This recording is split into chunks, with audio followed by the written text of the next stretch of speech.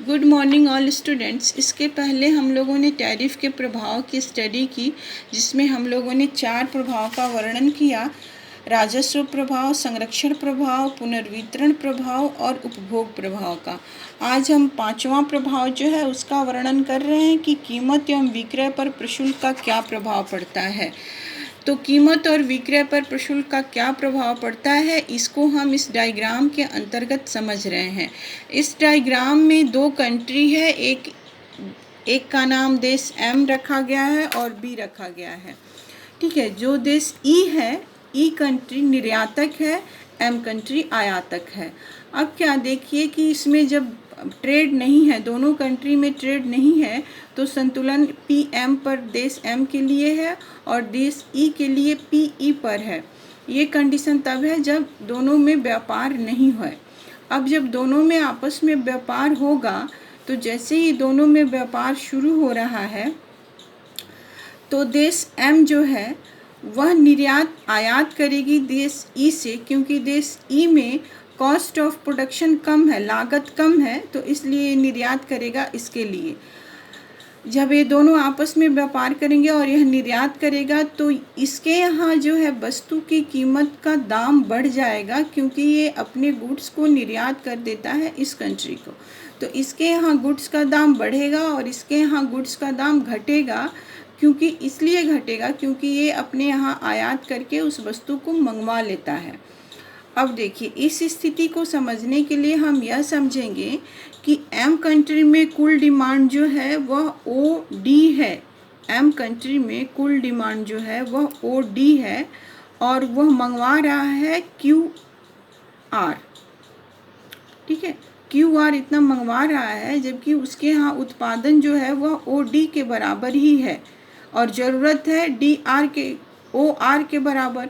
तो O D के बराबर उसके यहाँ उत्पादन हो रहा है और मंगवा रहा है ओ क्यू आर, वो मंगवा रहा है। सेम कंट्री ई के बारे में देखिए कि ओ डी उसके यहाँ उत्पादन है और उपभोग कर रहा है और भेज रहा है क्यू आर देश एम को। ये क्यू आर देश एम को वो दे रहा है, आयात कर दे रहा है, इसके यहाँ निर्यात कर दे रहा है, तो इसके यहाँ सफिशिएंट हो जा रहा है। इस स्थिति में यहाँ पे वस्तु का मूल्य घट रहा है, बढ़ रहा है क्योंकि ये निर्यात कर दिया, और यहाँ वस्तु का मूल्य घट रहा है क्योंकि ये मंगवा लिया है। तो वस्तु के मूल्य में जब वृद्धि होती है, कमी या वृद्धि होने से टैरिफ पर इफेक्ट पड़ता है कि जब ये कंट्री निर्यात कर दी तो इसको बेनिफिट हुआ ना, विदेशी इनकम हुआ इसको, तो ये अपने कंट्री का विकास करेगी, और इसके यहाँ चूँकि नहीं है तो इसके यहाँ कंजम्पशन पावर बढ़ेगा। तो इस स्थिति में कंट्री एम का क्यू आर कंट्री ई के क्यू आर के बराबर होगा, क्योंकि यह उतना ही देगा जितना इसके यहाँ ज़रूरत है। इस स्थिति में हमने समझा कि जब वस्तु के मूल्य में वृद्धि होती है तो उसका टैरिफ के ऊपर क्या इफ़ेक्ट पड़ता है। अब नेक्स्ट है कि जब व्यापार की शर्त के ऊपर टैरिफ का क्या प्रभाव पड़ता है। व्यापार की शर्त के ऊपर टैरिफ का क्या प्रभाव पड़ता है, इसको हम लोग इस डायग्राम के अंतर्गत समझते हैं कि व्यापार के शर्त के ऊपर टैरिफ का क्या इफ़ेक्ट है।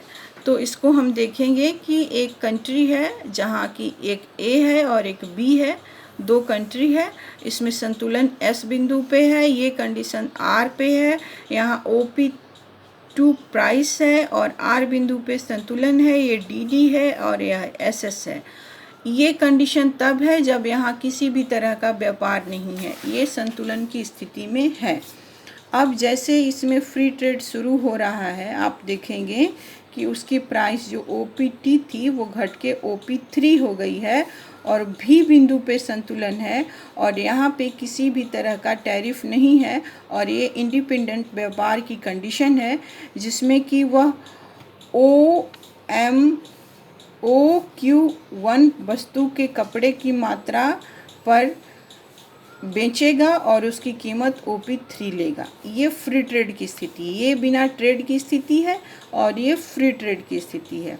अब जैसे इसमें टैरिफ इंक्लूड होता है, जैसे ही टैरिफ लगेगा इसका प्राइस जो है OP3 से बढ़ के OP हो जाएगा।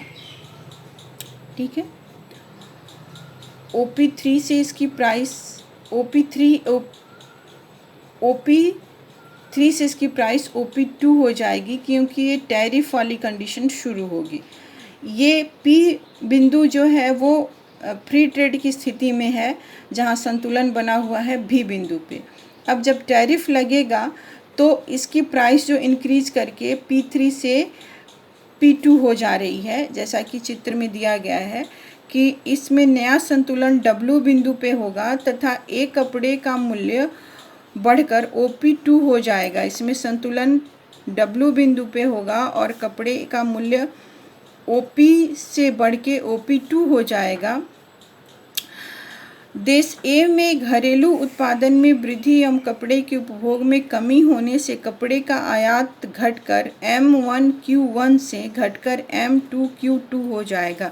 क्योंकि इसमें कपड़े के मूल्य में वृद्धि हो जाएगी तो उसका जो है वो उपभोग, घरेलू उत्पादन में कपड़े के मूल्य में जब वृद्धि होगी तो कपड़े का आयात घटेगा और घटकर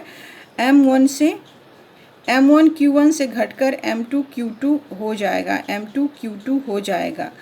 इस स्थिति में प्रशुल्क का जो असर है वह कंट्री ए के ऊपर पड़ेगा और कंट्री ए बेनिफिट में जाएगा। और उस स्थिति में जब कंट्री ए को बेनिफिट मिलने लगेगा तो WNKG के बराबर जैसा आप देख रहे हैं, WNKG के बराबर टैरिफ से कंट्री ए को बेनिफिट होगा। तो टर्म्स ऑफ ट्रेड पर क्या प्रभाव पड़ेगा टैरिफ का, वो हम इस डायग्राम से समझे। इसी तरह भुगतान संतुलन पर प्रभाव, आय पर भी प्रभाव और उत्पादन के साधनों पर भी टैरिफ का प्रभाव पड़ता है। घरेलू आयात के मूल्यों पर भी टैरिफ का प्रभाव पड़ता है। कंजम्पशन पर प्रभाव यह होगा कि जब वस्तु का मूल्य बढ़ जाएगा, जैसे कंजम्पशन प्रभाव यहाँ दिया हुआ है कि जब कंजम्पशन प्रभाव यह होगा कि जब वस्तु का मूल्य बढ़ेगा तो विदेशी व्यय हो जाने वाली राशि कम हो जाती है। जो आय विदेशों में व्यय नहीं की जा सकती तो पूरी की पूरी बचत नहीं हो पाती है, वरन उसमें अधिकांश देश में ही व्यय होता है। इस स्थिति में आय प्रभाव यह होता है कि जब आय और रोजगार दोनों में कम देश के निर्यात पर प्रशुल्क लगने से आय और रोजगार दोनों में कमी हो जाती है।